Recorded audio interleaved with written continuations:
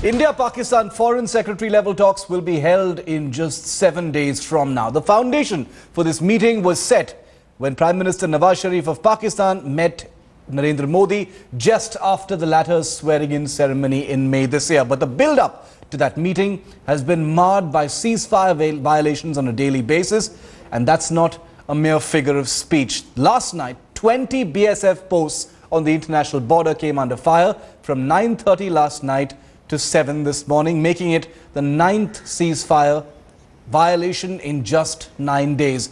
But here's what's worse. The Pakistan High Commissioner to India, Abdul Basit, has now sought to meet separatist leaders in Delhi as part of continuing underhand diplomacy to provoke ahead of discussions.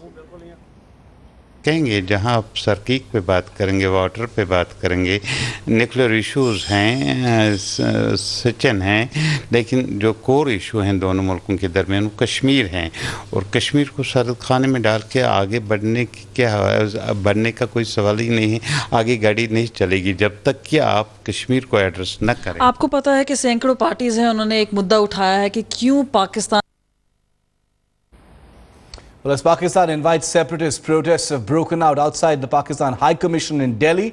Political parties have condemned the meeting between Abdul Basit, the High Commissioner of Pakistan, and the separatist leaders from Kashmir just ahead of Indo-Pak Foreign Secretary level talks. The Congress has criticized Prime Minister Modi's government, saying it showed that the centre has no diplomatic plan in place. Let's go straight across to headlines today's Kamaljeet Sandhu for more on the story. Kamal, protests outside the Pakistan embassy, obviously the planned discussions with separatist leaders, even though they aren't happening for the first time, simply not going down easy this time. Well, definitely so, and there are people who are saying there's much ado about nothing and that there needs to be no importance given to separatist leaders meeting Pakistan High Commissioner Abdul Basit. But remember, this has been a very touchy issue as far as India is concerned, and time and again, whenever we've seen a high-profile visit from any Pakistani dignitary or for the Pakistani High Commission, there have been dinners and suppers meant for the separatist parties. This is obviously to instigate, many say, the Indian authorities. Yeah. But this has been a tradition of the past, but definitely with the new government and regime both in Pakistan and India, and obviously they were planning to have a new leaf turn now, but that's not the way which is happening. And remember, even though Nawaz Sharif on his last visit when he had come in for the swearing-in ceremony of Narendra Modi did not meet or appease the separatists, but the fact remains that this is one of the last leg chance where Pakistan wants to hold on to the last bit of information where they say they are supporting the separatist party and that Kashmir issue remains an important issue for Pakistan, whereas India's stand has always been clear that Pakistan is integral, Kashmir is an integral part of India. Well, I want to bring in Editor Strategic Affairs Gaurav Savant in on this story. Gaurav, you know, it's not par for the course anymore. You know, visiting Pakistani leaders, meeting with Hurriyat leaders or separatist leaders before discussions in Delhi, you know, may have been something that happened in the past. But Nawaz Sharif sent out a pretty positive signal when he attended Modi's swearing-in May this year by not, you know, scheduling any such meetings. And perhaps that, you know, has been taken as a kind of, you know, has been interpreted as a kind of turning point. Clearly, that turning point hasn't happened.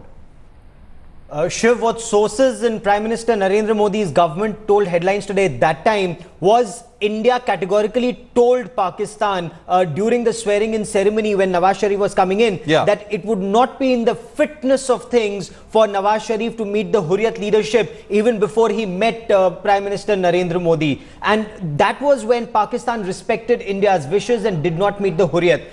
If you recall, when Indira Gandhi was the Prime Minister, she did not permit the Pakistanis to meet the Hurriyat leadership.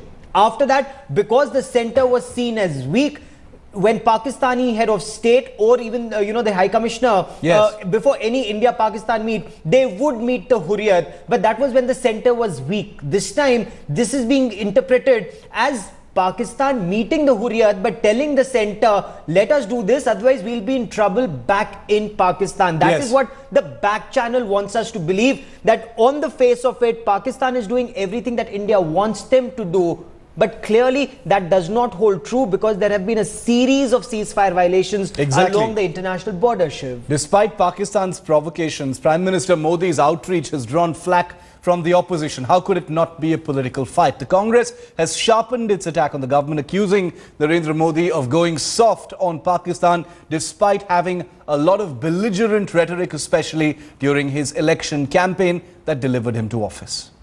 All right, we're going to try and get our reporters in on this story in just a bit. The meeting between the separatist leaders and Abdul Basit, the High Commissioner of Pakistan, scheduled for the 25th of August, right before the discussions between the Foreign Secretary level talks between both the countries. Let's just get what the political reactions to what Narendra Modi has done are.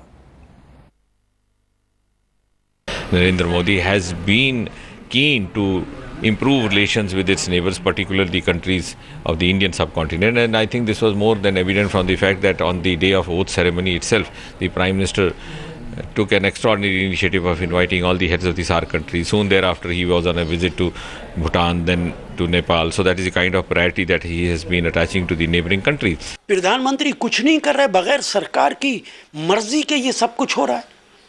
सरहद पे वो आके हमारे फौजियों को जख्मी करके चले जाते हैं और वो लोग, वो नेता जो सरकार बनने से पहले बहुत सख्त अल्फाज में बोला करते थे, आज खामोश तमाशाई बने हैं। Gaurav, I'd like to bring you back in on this story. What are your sources telling you about the manner in which things are going to play out? One extreme view would be that the Foreign Secretary level talks, which, you know, the Indian establishment has already described as only exploratory in nature, have those already been precluded and vitiated even before they happen as a result of what's happening now? Well, the environment is vitiated. There are no two ways about that. The environment is vitiated more because of Pakistani firing and shelling along the international border. But in the back channel, Pakistan wants India to believe that let talks happen. Otherwise, the terrorist elements or the hardline element in Pakistan gets emboldened because there is internal strife within Pakistan. That is why an element within Pakistan wants to shift focus on the Indo-Pak border. That is why shelling has intensified, so that Nawaz Sharif is not under pressure so much from Imran Khan and the trouble that he's facing in Islamabad. He wants to shift focus. They want India to desperately keep the focus on talks. And for the moment, from what my sources tell me, India intends to do just that, even as India responds in kind to what's happening at the LC. All right, thanks Gaurav for joining us on that story. These are live pictures coming in of the separatist leaders arriving at the Pakistan High Commission. We're going to get you more live reports in just a bit on this. As Gaurav just said, there's an active back channel that is trying to make a certain kind of perception as far as this meeting is concerned that the High Commissioner has called. Kamaljeet is still with us. Kamal, what's the update on these discussions? Well, what Shabir Shah really told us was that there is going to be talk about Kashmir issue and the problems that they're facing. But remember, that's something, that's an old stand of the separatist leaders overall. But over the years, there has been a lot of questions which have been asked whether Hurriyat leaders have actually lost relevance, considering a lot of people are coming out and voting in Kashmir Valley. But that's the sort of system that Pakistan has always done. There have been provocations from Pakistan, which not only include ceasefire violations, but obviously it also means inviting Hurriyat leaders, which is obviously not to the liking of the centre right here in Delhi. But ahead of this Indo-Pak Foreign Secretary level talks, Pakistan is making it clear that they have these old associations, which they will continue to do so. So can they really think out of the box? Will both India and Pakistan be able to make a fresh move as far as Kashmir issue is concerned, as far as getting militants and terror organization heads like Hafiz Saeed, like Dawood Saeed, Dawood Ibrahim, all these people, obviously these are topics that your history cannot be disassociated with. So both India and Pakistan carry that sort of baggage. But right now the latest provocation is obviously the continuous ceasefire violations, and thereafter, just ahead of the Indo-Pak Foreign Secretary level talks, we see Hurriyat leaders coming and meeting the Pakistan High Commissioner. Thanks Gaurav, thanks Kamal for joining us on that story. Rapid developments will get you much more on this story going forward. Those are pictures from outside the Pakistan High Commission where there are protests over the meeting between the Pakistan High Commissioner and the separatist leaders in the national capital.